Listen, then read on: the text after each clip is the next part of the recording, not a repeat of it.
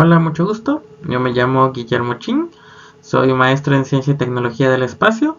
Actualmente pues estamos estudiando el doctorado en Oceanografía Física por parte del CICESE, aquí en la costa de Ensenada. Y pues me desempeño como eh, investigador asociado de la misión del Dragonfly para el equipo de meteorología. Agradezco mucho la invitación para hablar uno de mis temas favoritos, que es pues cómo se estudia el clima en otros planetas. Y es que a veces cuando yo he hablado como de mi tema de tesis y las cosas que a mí me gusta investigar y pues cuál es mi labor como dentro del equipo de meteorología de la misión Dragonfly, pues siempre sale como esta pregunta interesante de bueno, ¿y cómo es que se estudia el clima en otros planetas? Porque aquí en la Tierra hay como cierta idea preconcebida de lo que es el clima, que vamos a ver un poquito más adelante que clima para el habla común no es lo mismo para el habla científica, y que también pues cuando nosotros hablamos un poquito del clima, generalmente nosotros tenemos como cierta idea especulativa de que no, pues es que más o menos como que le tantean ahí para saber qué va a pasar el día de mañana o qué qué va a pasar en unas horas. Pero no, ahorita vamos a ver un poquito más adentro de cómo estudiamos nosotros el clima, primero aquí en la Tierra, y a raíz de eso, pues entender un poquito de cómo hacemos para poder estudiar el clima en otros planetas. Así que en esta presentación lo voy a tener dividido en varias secciones.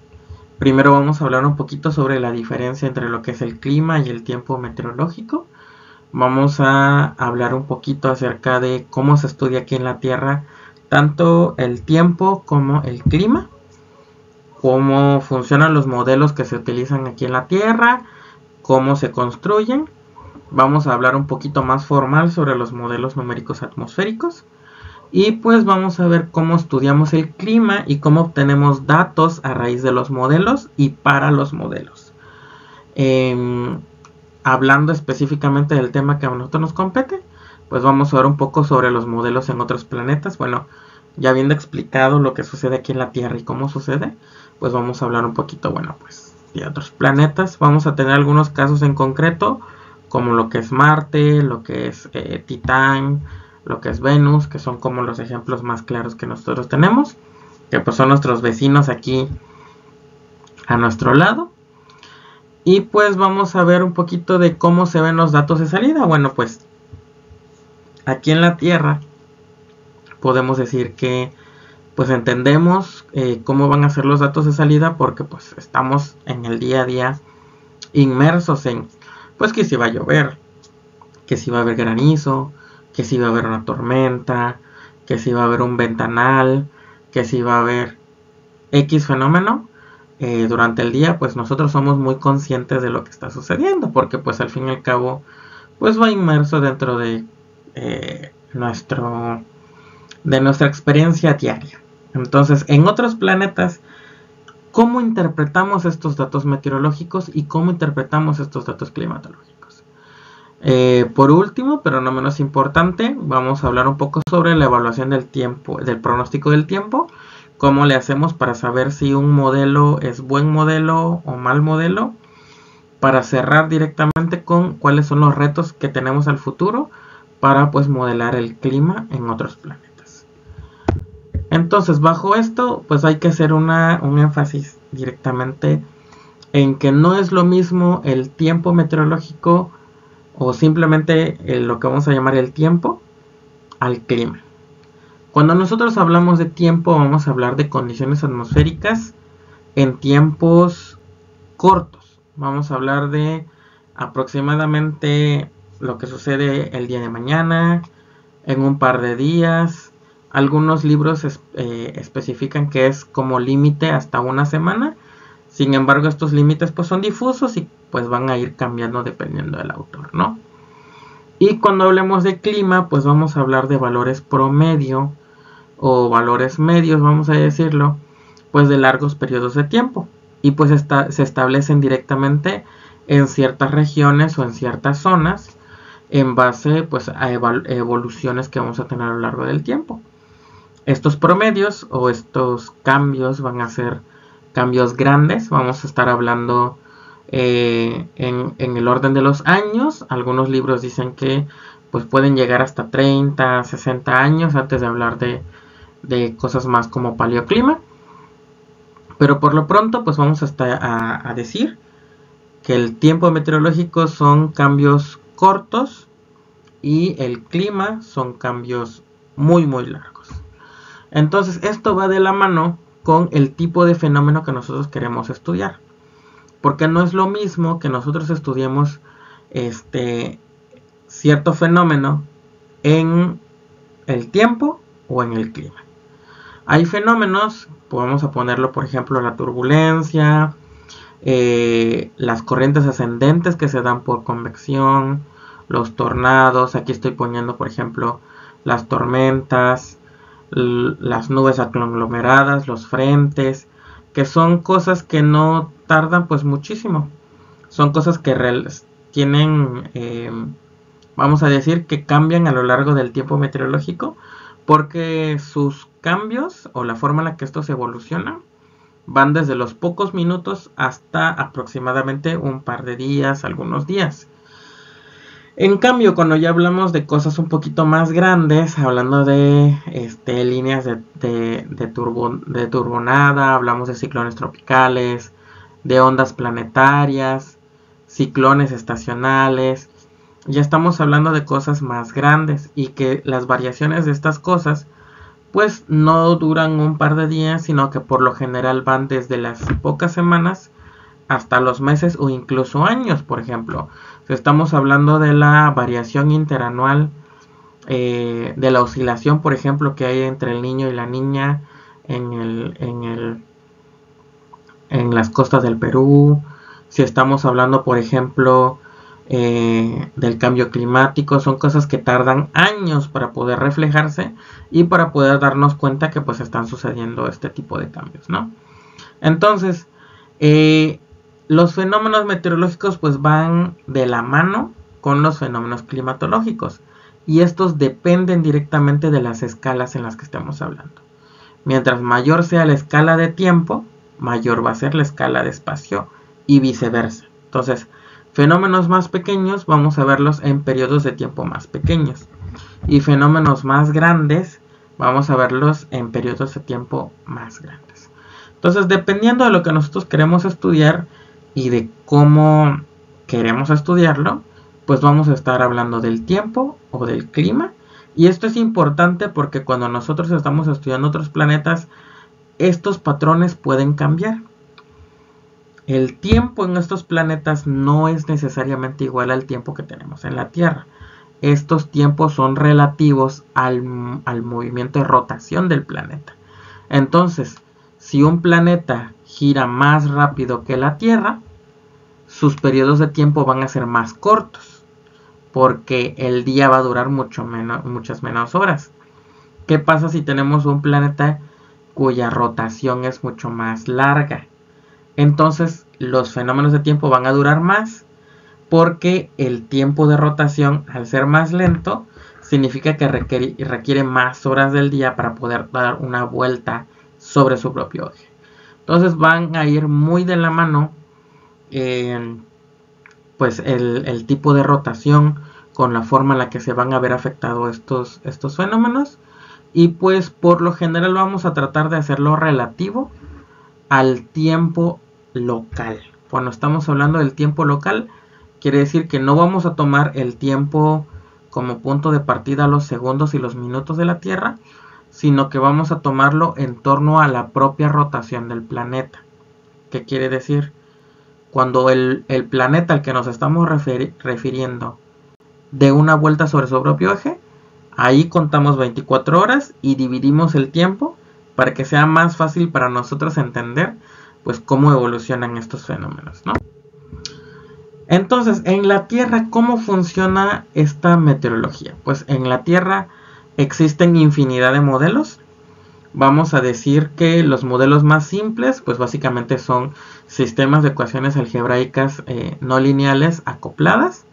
En estas vamos a tener un sistema de ecuaciones con una ecuación por cada una de las variables que nosotros vayamos a estudiar.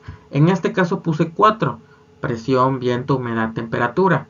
Pero estas variables que dependen del tiempo no son necesariamente solamente estas. Podemos tener otras variables que pues pueden estar asociadas al fenómeno que vamos a estudiar. Puede ser por ejemplo, la energía, puede ser las ondas de calor, los cambios en la densidad, los cambios en la altura, por ejemplo, si estamos hablando de zonas con la inclinación. Entonces, y en los parámetros externos vamos a poner cosas que no dependen directamente de lo que está sucediendo en la atmósfera como tal, sino de cosas que afectan a la atmósfera, y pues estas pueden modificar cómo se comporta esta atmósfera.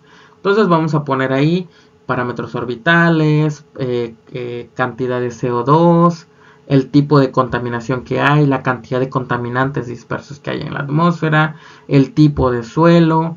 Entonces, dependiendo el fenómeno que querramos estudiar, pues va a depender mucho las variables que vamos a utilizar y el sistema de ecuaciones que vamos a tener. Y por lo general estos modelos simplificados pues siempre van a ir acompañados de errores, porque pues al ser el sistema atmosférico de la Tierra un ente muy muy complejo, pues es un poco difícil el poder deducir a ciencia exacta cada uno de los parámetros. Entonces hay muchas cosas que a veces se omiten y estos generan márgenes de error, pero eso lo vamos a hablar un poquito más adelante. Y bueno, cuando hablamos también de meteorología, también hay sistemas complejos que hablan de meteorología. Dentro de los sistemas más complejos estamos hablando de sistemas numéricos. Estos sistemas numéricos de multicódigo pues se basan básicamente en bancos de código que asimilan diversos niveles físicos de lo que está sucediendo alrededor de los fenómenos. ¿Qué quiere decir? Pues vemos la forma física en la que interactúa el suelo con la atmósfera, estamos viendo de cómo influencian los bordes, cómo influencian las condiciones iniciales, en las parametrizaciones de gran escala, cosas un poquito ya más de física de la atmósfera y cosas mucho más complejas. Entonces estos sistemas requieren de alto costo computacional, por lo que requiere en general de computadoras muy muy potentes y que pues tengan gran capacidad de procesamiento para poder correr este tipo de modelos y que pues puedan arrojarnos resultados que pues van a ayudarnos, ¿no? Entonces, algo interesante de estos modelos es que pues cuando nosotros hablamos directamente de la forma en la que estos evolucionan, pues vamos a darnos cuenta que pues siempre, o al menos van a ser muy muy parecidos a lo que vamos a observar nosotros en la naturaleza durante periodos cortos. Si alguna vez ustedes se preguntaban por qué cuando nosotros vemos el pronóstico en nuestros teléfonos o le decimos a Google que nos diga pues cómo va a estar el clima, que en este es tiempo meteorológico, pero pues en nuestra habla normal decimos cómo va a estar el clima, generalmente siempre nos despliega un menú con la semana completa. Nunca hay un mes, 2 meses, un año, porque mientras más nos vamos alejando del punto de partida, las condiciones iniciales de estos modelos, como son modelos muy muy complejos, son no deterministas. Entonces, una pequeña modificación en las condiciones iniciales pues va a provocar cambios drásticos y muy grandes a lo largo del tiempo.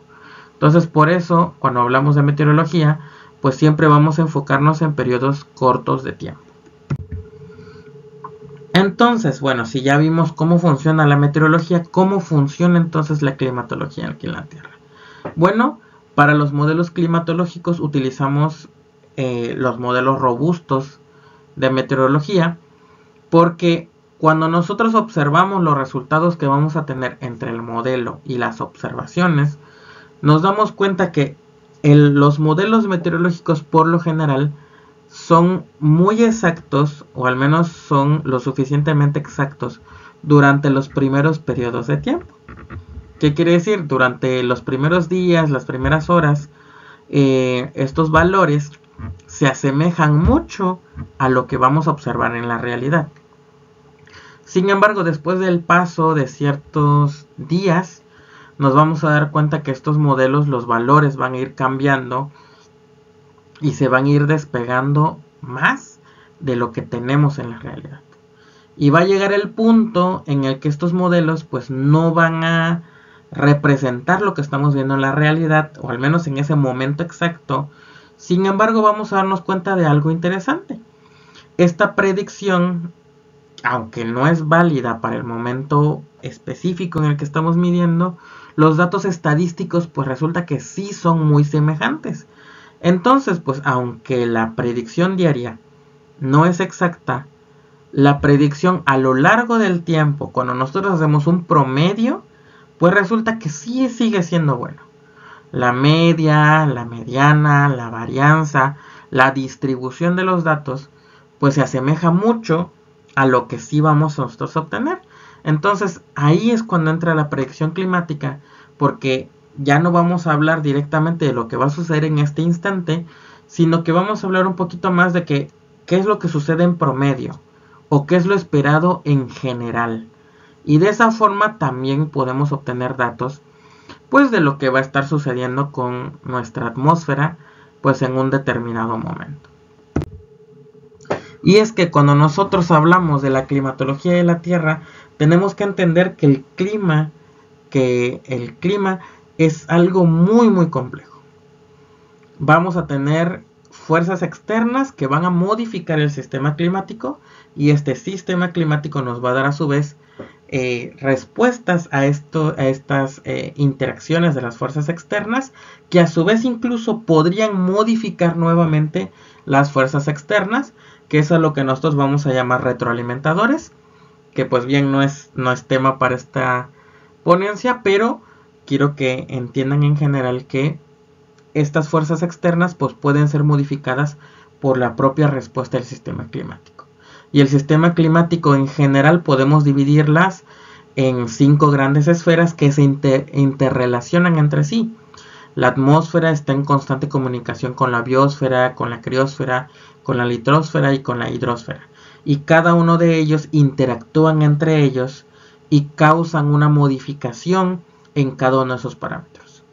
Si existe, por ejemplo, un calentamiento, este calentamiento puede provocar que la hidrosfera sufra cambios, que puede provocar que la biosfera sufra cambios, que puede provocar cambios en la criosfera y así sucesivamente. Entonces el sistema climático, como un ente complejo, va a interaccionar en cada una de sus etapas y pues va a hacer que cada uno de ellos pues básicamente se modifique y tenga una respuesta en torno a ello.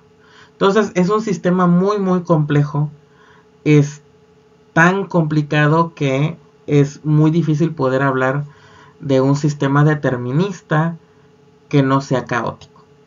Estamos hablando entonces que el sistema climático de la Tierra, pues al ser demasiado complejo, porque muchas cosas pueden modificarlo, pues vamos a necesitar nosotros entonces de simplificar cada una de ellas. Y entonces ahí es donde entran los modelos numéricos de la atmósfera. Los modelos numéricos lo que van a intentar hacer es resolver un sistema de ecuaciones que van a modificar diversas variables que a nosotros nos van a interesar medir. En este caso, los más utilizados por lo general son el momento, la energía, la masa y la relación de los gases ideales. En general, por ejemplo, cuando estamos hablando nosotros de la Tierra, se utilizan las ecuaciones del agua. Sin embargo, vamos a darnos cuenta que dependiendo del planeta del que estemos hablando, pues esto va a ir cambiando. Por ejemplo, en Marte no podemos hablar de esto porque no tenemos una hidrosfera líquida. No tenemos una agua líquida que pues pueda ser modificadora del clima de Marte. En Venus, por ejemplo, tampoco hay agua, pero podemos encontrar ciertos gases de efecto invernadero que pues pueden funcionar aquí a manera de modificadores del clima. En Titán, por ejemplo, en lugar de haber agua, pues hay metano, y este metano líquido pues sustituye el agua y pues genera los diversos fenómenos meteorológicos y climatológicos sobre la superficie del planeta. Y pues estas ecuaciones se interrelacionan entre sí mediante parametrizaciones que se realizan de los parámetros externos. Las variables como la microfísica de las nubes, la forma en la que se desarrollan, la radiación que se va a recibir en el suelo, la forma en la que el suelo va a responder a los cambios atmosféricos y pues la capa límite planetaria, que pues va a ser la forma en la que los flujos superficiales pues van a interaccionar con la atmósfera. Entonces todos estos, como un sistema complejo, se van a modelar mediante ecuaciones y leyes matemáticas. Y estas leyes matemáticas se tienen que resolver de forma numérica porque son tan complejas y son tantas que es básicamente imposible tener una solución analítica. Y pues vamos a necesitar entonces de modelos numéricos resueltos mediante computadoras para poder entender pues lo que está sucediendo. Entonces, ¿cómo estudiamos nosotros el clima? Bueno, estos modelos entonces nos van a dar una respuesta en torno a las observaciones que ponemos como condiciones iniciales. Y esas condiciones iniciales nos van a servir para 1, 2, 3, 4 días, una semana como habíamos mencionado. Pero a la larga podemos dejar corriendo estos modelos durante años, décadas. Y al momento de hacer eso entonces nosotros podemos hacer promedios. Y estos promedios nos van a dar información que los modelos meteorológicos no nos pueden dar. Por ejemplo, aquí pongo un ejemplo muy claro. En la temperatura del aire superficial, el promedio de cómo va a ser esta temperatura entre el 2024 y el 2028.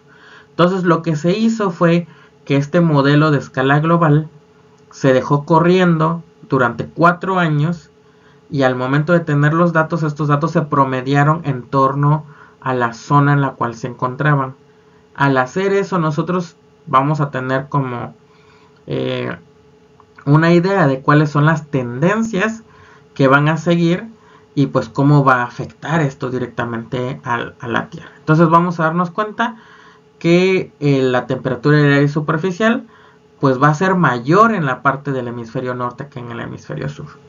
Y esto es información que pues se va a reflejar en 4 años. Entonces si nosotros decimos que van a subir 2 grados Celsius en 4 años, estamos hablando que la evolución que vamos a ver entre un día y otro es prácticamente imperceptible. Entonces, para esto nos sirve la climatología, para ver cambios a lo largo de los años y cómo las pequeñas acciones meteorológicas que están sucediendo en este momento, pues pueden llegar a impactar a lo que va a suceder el día de mañana. Y aquí tengo otro ejemplo. Estamos hablando del promedio anual, dependiendo de la latitud, del flujo de calor latente y pues cómo esto evoluciona a lo largo del tiempo. Estamos hablando de hace 14.000 años, hace 28.000 años y hace 42.000 años. Entonces podemos ver esas modificaciones de cuáles son las zonas más afectadas, cuáles son las zonas menos afectadas, cómo son las variaciones dependiendo de la región del planeta en que yo me encuentro. Esos son datos que nos dan directamente la climatología. ¿Cómo obtenemos entonces estos datos? Al menos en la Tierra es relativamente sencillo porque podemos hacerlo, o al menos lo que se hacen con los modelos atmosféricos, es tener datos diarios. Se realizan por lo general obtención de datos mediante 2 fuentes. Radiosondeos y estaciones meteorológicas. En los radiosondeos aquí les comparto un infograma que encontré en la Conagua que la verdad me pareció muy interesante y muy completo, por lo que pues, les decidí dejar directamente el infograma, que básicamente los radiosondeos son pequeñas cúpulas en donde ponemos los sensores de todas las variables que nosotros queremos medir, las amarramos a un globo de helio o un globo de hidrógeno, pues básicamente que pueda elevarse, Y al momento en el que este globo pues se va elevando a lo largo de la atmósfera, pues va tomando mediciones en diferentes alturas. Estas mediciones en diferentes alturas, que pues pueden ser de presión, de temperatura, de humedad, de velocidad del viento, de la dirección en la cual se está corriendo el viento, pues nos van a dar una muy buena idea de cómo se está comportando toda la atmósfera, y estos nos sirven como condiciones iniciales para los modelos que queremos correr. Entonces, por lo general, cuando nosotros corremos un modelo numérico, necesitamos de estos radiosondeos como condiciones iniciales. Y al momento en el que tomamos estos perfiles verticales que nos sirven para las condiciones iniciales del modelo, pues en ese momento las predicciones meteorológicas que vamos a hacer son válidas para el tiempo posterior a él. 1, 2, 3, 4 días posterior a él. Entonces, la mejor forma en la cual nosotros podemos mejorar la predicción climática, pues es realizando más radiosondeos que se vayan asemejando a lo que vamos a nosotros a esperar. Entonces, no sé si a ustedes les ha tocado que a veces se le han preguntado a Google cómo va a estar el clima el día de mañana, y les dicen, no, pues a las 6 de la tarde va a estar soleado. Y luego al día siguiente, en la mañana, checan y le vuelven a hacer la misma pregunta, y Google les dice, no, pues hay posibilidad de que llueva hasta un 20%. Entonces, lo que sucede ahí es que actualizan los datos de las condiciones iniciales a algo mucho más cercano, y de esa forma podemos tener mejores predicciones climatológicas y meteorológicas. Y como les había mencionado, la otra forma de obtener los datos pues es mediante las estaciones meteorológicas, que pues se ponen en lugares fijos y por lo general se quieren repetir en diversas zonas para tener un muestreo más general a lo largo de un territorio. De esta forma podemos ver contrastes entre diferentes zonas y pues nos pueden ayudar a tener un mejor entendimiento de cómo el clima va cambiando a lo largo del espacio. Entonces, ¿cómo se realizan los modelos en otros planetas? Pues los modelos en otros planetas parten, o mejor dicho, su núcleo está basado en los modelos de predicción de la Tierra. Aquí vemos un esquema muy típico de cualquier modelo terrestre, en el que vamos a ver cómo tenemos aquí los datos. Los datos entran al pronóstico, que pues básicamente se basa en pues todas estas ecuaciones físicas y numéricas que les había mencionado, para poder resolver en torno a los datos de entrada cómo se van a modificar las variables que nosotros estamos estudiando. Sin embargo, pues estas variables no nos dicen mucho. Entonces, estas variables tienen que postprocesarse para que de esa forma nosotros entendamos lo que sucede. Si tenemos, por ejemplo, una zona de baja presión y vemos que poco a poco los vientos empiezan a tomar una dirección circular y que empiezan a acelerar, estamos hablando de que se está formando una depresión tropical o una tormenta tropical. Entonces, hay que interpretar los datos y necesitamos interpretar estas variables atmosféricas para poder entender pues cuáles son los fenómenos meteorológicos que van a suceder y pues cómo esto pues va a afectar directamente a la atmósfera. Entonces todo este es el sistema por el cual funciona aquí en la Tierra. En otros planetas entonces lo que se hace principalmente es modificar dos cosas. Uno, este esquema de física que pues básicamente en los modelos terrestres pues responde a lo que sucede en la atmósfera. ¿Qué quiere decir? Contempla cómo se comporta la radiación solar aquí en la Tierra, cómo se comporta la turbulencia en la Tierra, cómo se comporta el terreno aquí en la Tierra, cómo se comporta el ozono, cómo se comporta el agua. Todo este patrón de física sigue los comportamientos de la Tierra. Entonces, en otros planetas necesitamos ajustar las leyes físicas en torno a los fenómenos físicos que se encuentran en cada uno de los planetas. Y también tenemos que modificar los datos de entrada, porque estos datos de entrada tienen que ser respecto a cada uno de los planetas que nosotros pues queramos estudiar. Entonces vamos a darnos cuenta que pues tenemos las diferentes interacciones que les había mencionado antes sobre la radiación, la superficie, la capa límite, las nubes y la microfísica de ellas, pues cómo estos afectan específicamente a la atmósfera.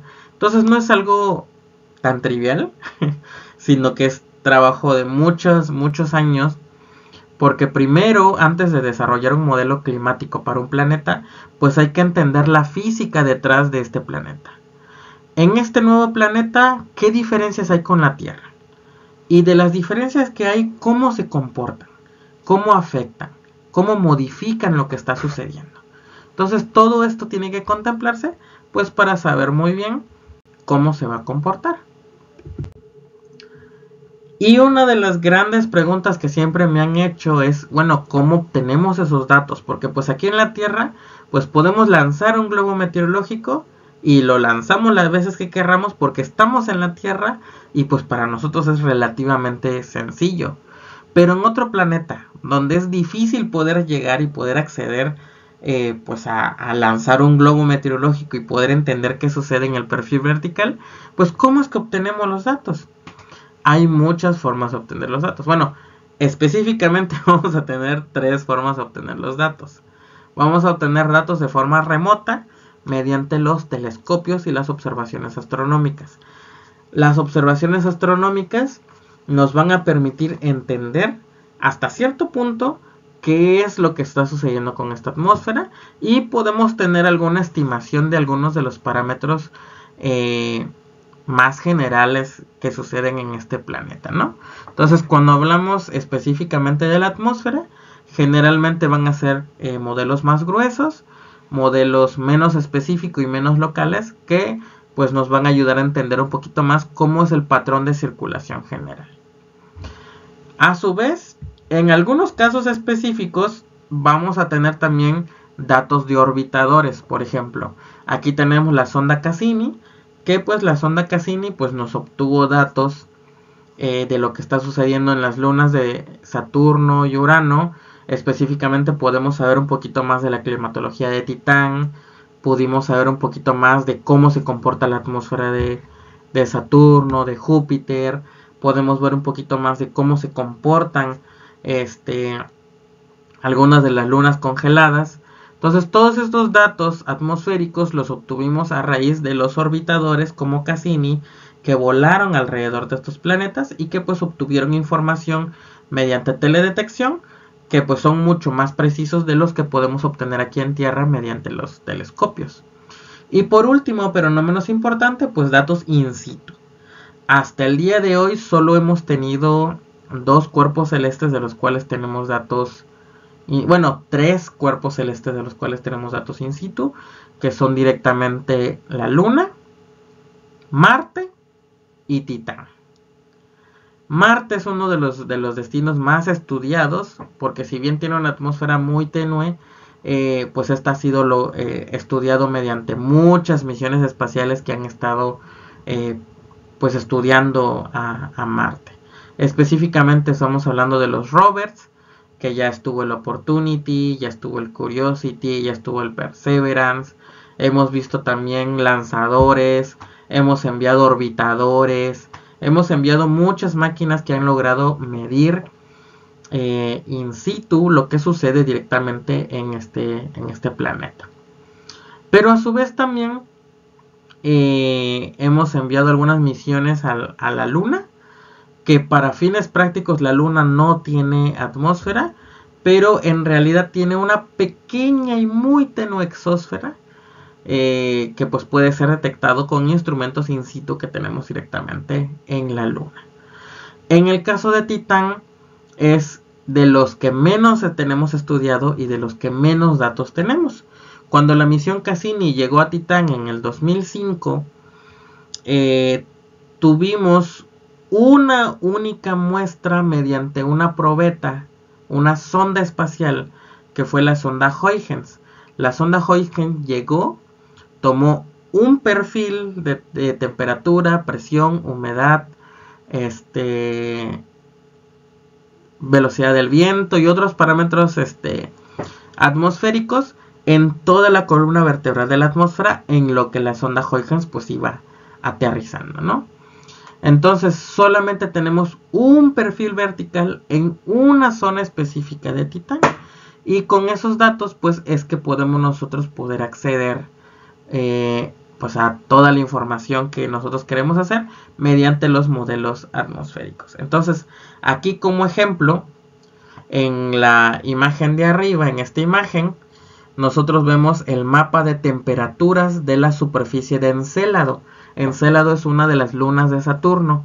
Y en esta luna, pues es muy importante para nosotros estudiarla, porque probablemente, bueno, hay ciertas hipótesis de que pudiera desarrollarse la vida en el océano subsuperficial que tiene Encélado.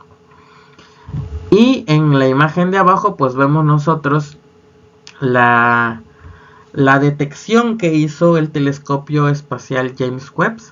Este telescopio espacial pues pudo detectar no solamente la atmósfera, sino que también tuvo algunas pequeñas vistas de lo que es la superficie de Titán, y pues logró observar nubes altas y nubes bajas en la atmósfera de Titán.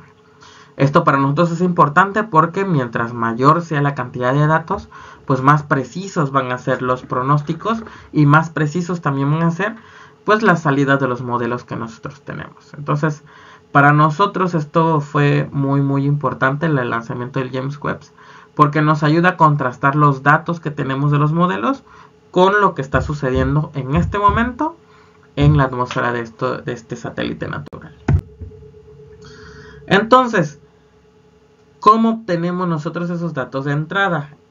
Algunas personas, o sí he recibido como mucho este comentario de que, bueno, pues es que tú como estás participando en una misión de la NASA, pues es que tú tienes acceso a los datos, pero para nosotros es difícil acceder a ellos. Y pues no, o sea, hay muchas misiones espaciales que se han lanzado a muchos destinos dentro del sistema solar, y pues cada una de esas misiones espaciales pues han brindado datos a la comunidad científica. Y pues en una mira por tener más datos y que las personas se interesen más por estudiar esta clase de fenómenos atmosféricos en otros planetas, pues hay un catálogo que es el Planetary Data System, que es un sistema de la NASA enfocado a la publicación de los datos de estas misiones espaciales. Este sistema es público, o sea, cualquier persona con una computadora y con internet puede acceder directamente a ello. Puede buscarlo como PDS NASA, que son las siglas de Planetary Data System, y ahí va a haber una serie de catálogos de todas las misiones espaciales que nosotros tenemos. Para nosotros vamos a enfocarnos específicamente en el nodo de atmósferas, porque pues básicamente los datos atmosféricos para nosotros son como los patrones de entrada que necesitamos para los modelos atmosféricos. Cuando nosotros entramos entonces a él, vamos a darnos cuenta de que están todos los planetas y las lunas a las cuales han tenido datos atmosféricos, y pues ahí nosotros pues podemos seleccionar específicamente pues al que nosotros querramos estudiar. Por ejemplo, aquí les puse cómo se ve la página para Titán. En Titán, por ejemplo, en el PDS, pues aquí podemos nosotros encontrar pues cuál es el archivo de Huygens. Podemos ver los diferentes sensores que tuvo Huygens, pero yo específicamente me concentro en dos instrumentos: el instrumento ASI y el instrumento DWE. El instrumento DWE nos va a dar directamente los datos de la velocidad del viento cuando el Huygens estuvo arribando, y pues eso nos va a dar una idea de cómo se estaba comportando el viento en los diferentes niveles verticales de la atmósfera. Y para el ASI, en el ASI nosotros vamos a tener los perfiles de temperatura, presión, humedad, que nos van a dar una idea mejor de cómo son las estructuras y cómo se comporta pues las diferentes capas de la atmósfera que va a tener Titán. Entonces, cuando nosotros entramos a este catálogo, nos va a aparecer algo más o menos así. Estos son los datos. Entonces cada uno de estos archivos nos va a dar información diferente de cada una de las muestras que se tienen de los diferentes instrumentos que iban a bordo de ASI. Y simplemente basta con darle clic a alguno de ellos para obtener estas columnas de números, que son básicamente los datos que recopiló dicho instrumento en esa atmósfera. Entonces, como se dan cuenta, pues no es cosa del otro mundo. Son datos públicos, datos al que cualquier persona puede acceder y que pues nos sirven como datos de entrada para los modelos que estamos estudiando. ¿Cómo se ven entonces los datos de salida? Cuando nosotros establecemos un modelo numérico predictivo, podemos tener diferentes tipos de datos de salidas, dependiendo de pues, lo que nosotros querramos estudiar.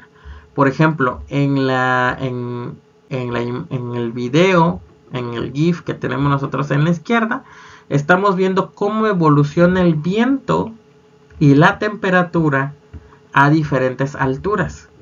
Las líneas que estamos viendo aquí son líneas de temperatura, son isolíneas, y los colores que vamos a ver nosotros son la velocidad del viento. Tenemos viento positivo y viento negativo, dependiendo de la orientación en la que va el viento. Entonces, justo aquí podemos ver cómo van evolucionando pues ambos a lo largo del día. Y cómo este viento pues va variando, se va intensificando o se va modificando dependiendo de la hora del día que es. Entonces estos patrones pues vamos a variarlos en diferentes épocas del día. Y de esa forma podemos tener la predicción de pues qué va a suceder en media hora, qué va a suceder en una hora, qué va a suceder en 2 horas. Para poder tener estas predicciones de tiempo meteorológico. ¿Qué hacemos entonces cuando queremos estudiar la climatología de este planeta?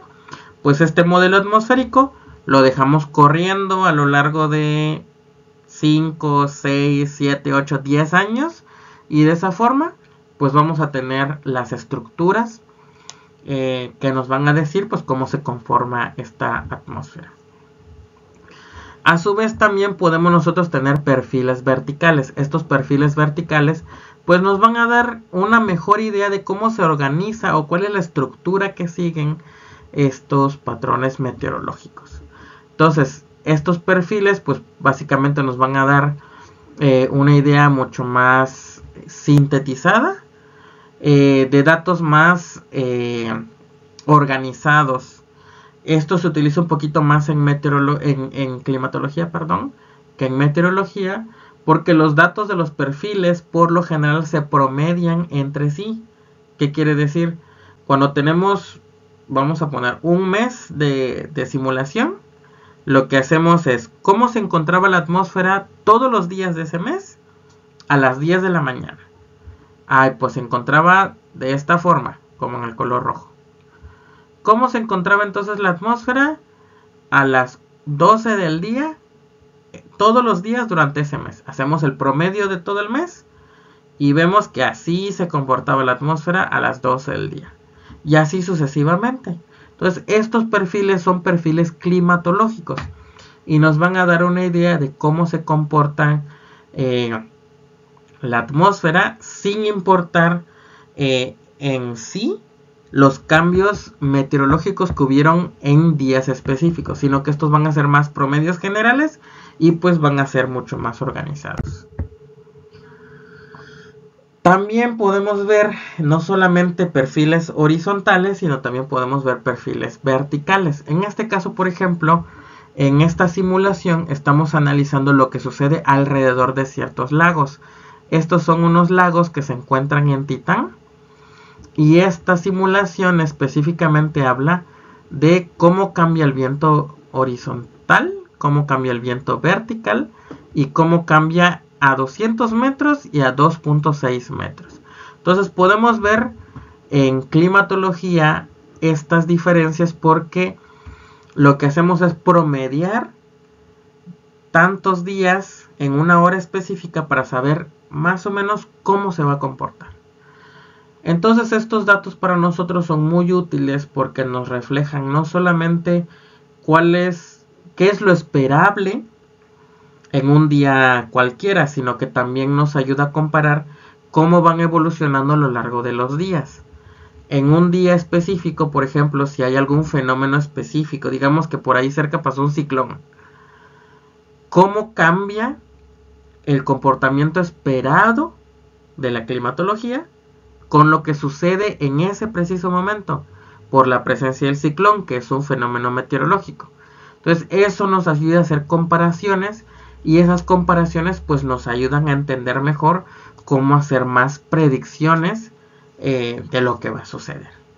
Entonces para nosotros esto es de suma importancia, porque cuando nosotros estamos hablando específicamente de las variaciones tanto estacionales como las variaciones que va a haber de una región a otra, como las variaciones que puede haber a lo largo del año, como las variaciones que pueden haber de entre si estamos cerca de una zona costera o no. Todas estas variaciones son más fáciles de estudiar para nosotros estableciendo una climatología. Y por último, pero no menos importante, tenemos que evaluar el tiempo meteorológico. A mí me gusta mucho relacionar esta, por ejemplo, en Titán, nosotros tenemos lluvia, o vamos a decir fenómenos de precipitación, que puede ser lluvia, que puede ser brisa marina, que puede ser ¿cómo se llaman estos? El drizzly, que puede ser sereno, que son fenómenos meteorológicos. Nosotros podemos establecer mediante los modelos numéricos pues cierta región de interés. Esta región, por ejemplo, que es el amarillo más clarito, es la región que nosotros hemos pronosticado donde va a llover, por ejemplo. Entonces resulta que yo hago este pronóstico para el día siguiente y digo, aquí va a llover. Y cuando yo hago la comparativa en dónde llovió, ahora sí los datos observados de qué es lo que sucedió, pues nos damos cuenta que nunca va a calzar al 100% por lo mismo de que nosotros vamos a tener errores en el modelo, pero nos vamos a dar cuenta que los modelos se ajustan muy bien. O sea, hay un pequeño margen de error, pero pues este es mínimo. Entonces, imagínense que estamos en este punto negrito, que es nuestro área de interés. Si decimos que en esta región entonces va a llover y al día siguiente no llueve, ¿qué es lo que van a decir las personas que están en este pequeño punto de interés? No, que pues no llovió, el pronóstico estuvo mal, falló, por eso los pronósticos nunca son confiables, que no sé qué, que lo he escuchado mucho. Pero si nosotros comparamos realmente el área observada donde llovió con el área pronosticada que llovió, nos vamos a dar cuenta que en realidad sí fue una muy buena aproximación pues de lo que está sucediendo, y pues es una buena representación realmente de lo que podemos esperar. Hablando específicamente de otros planetas, por ejemplo son datos, el de la izquierda son datos directamente de un modelo, que es el modelo de mesoescala de Marte, en la zona cercana a donde estuvo el Vikingo Lander. Y en la derecha nosotros tenemos los datos que recabó el Vikingo. Si nosotros comparamos unos con otros, nos vamos a dar cuenta que la evolución temporal más o menos sí logra replicar lo que sucede en la realidad. Lógicamente, si nos vamos al lujo de detalle, podemos darnos cuenta que hay ciertos errores. Por ejemplo, aquí esto fue subestimado, porque aquí vamos a darnos cuenta que el Vikingo decía que la presión superficial iba a ser un poquito mayor. Aquí vemos también, por ejemplo, que esto fue sobreestimado, porque vemos que los datos del Vikingo pues fueron ligeramente menores. Aquí vamos a ver comportamientos un poquito más dispersos. Entonces sí van a haber pequeñas diferencias.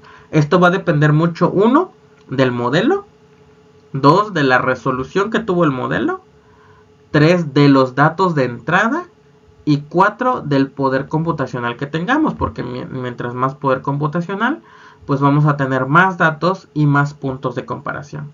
Entonces, tenemos nosotros que comparar los datos reales con los datos pronosticados para poder darnos cuenta qué tan bien, qué tan mal les resuelven los modelos y ajustarlos para que cada vez se parezcan más a los que, pues, a lo que sucede en la realidad. Entonces, ¿cuáles son los retos al futuro? En el futuro nosotros esperamos centrarnos principalmente en 4 cosas. 1, clúster y sistemas de supercómputo a precios accesibles. Tener códigos numéricos portables y eficientes, que cada vez estemos desarrollando modelos numéricos mejores y que pues nos den datos mucho más precisos. Condiciones iniciales y de borde, que cada vez podamos tener más datos de entrada, más datos iniciales que nos permitan a nosotros pues realizar mejores predicciones. Y por último, pero no menos importante, más entendimiento de los fenómenos físicos involucrados. Porque cuando nosotros estudiamos el clima y la meteorología de otros planetas, esto a nosotros nos ayuda a entender mucho mejor cómo se comporta el clima y la meteorología aquí en la Tierra. Tenemos puntos de comparación y pues eso para nosotros es súper importante para que podamos entender mejor la física detrás y cómo se comporta.